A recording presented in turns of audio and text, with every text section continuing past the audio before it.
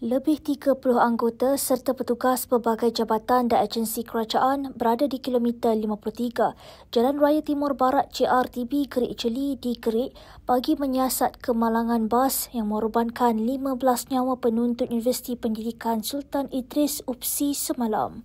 Antara terlibat ialah Polis Diraja Malaysia PDRM, Agensi Pengangkutan Awam Darat APAD, Jabatan Kerja Raya JKR, Puspakom, Jabatan Kimia dan Institut Keselamatan Jalan Raya Miros.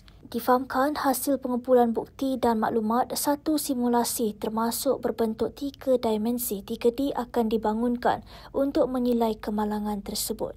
Operasi siasatan turut melibatkan penggunaan drone untuk mendapatkan gambaran penuh atau pemetaan mapping kemalangan. Seorang petugas berkata antara sudut teknikal yang akan dikenapasti adalah keadaan bas sama ada berfungsi secara baik atau tidak serta jarak kemalangan.